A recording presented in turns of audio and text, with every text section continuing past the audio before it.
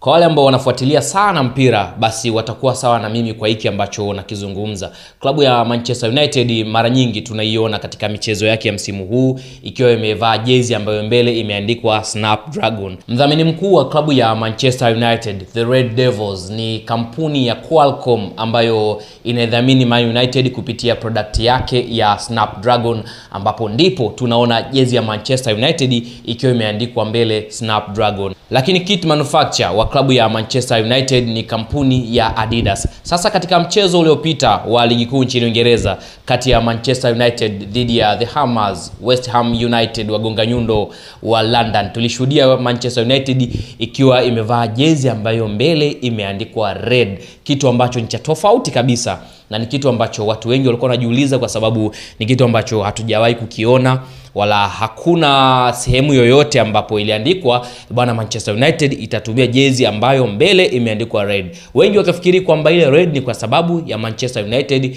inaitwa the Red Devils, lakini acha nikwambie ni kutokana na kampeni maalum ya kiulimwengu. Sasa Manchester United walikaa chini pamoja na Qualcomm ambaye ndiye mdhamini mkuu kupitia product yake hii ya Snapdragon, lakini pia kit manufacturer kampuni ya Adidas. Walikaa chini na kuangalia ulimwengu wa sasa unapenda mpira, lakini kipi ambacho tunatakiwa tukifanye kwenye ulimwengu huu wa mpira. Ambacho walikiamua ni kwamba turudishe kile tunachokipata kwa jamii, ambapo baada ya kukaa chini waliamua sasa waje na jezi ambazo zitakuwa zimeandikwa red, ikiwa na maana halisi ya kusaidia ulimwengu kwa sababu ya kupambana na magonjwa kama ukimwi, malaria pamoja na TB ama tuberculosis. Hapa ndipo ambapo waliamua kutengeneza jezi ambazo zimeandikwa red, ambapo katika mchezo ule dhidi ya West Ham zile jezi ziliuzwa sana na mpaka sasa jezi zile zinaendelea kuuzwa, ikiwa ni kampeni maalum kabisa kwa mtu ambaye atanunua jezi hii. Zile pesa hazitaingia kwenye klabu moja kwa moja, bali zitaenda kwenye charity ambayo Manchester United wameamua kuifanya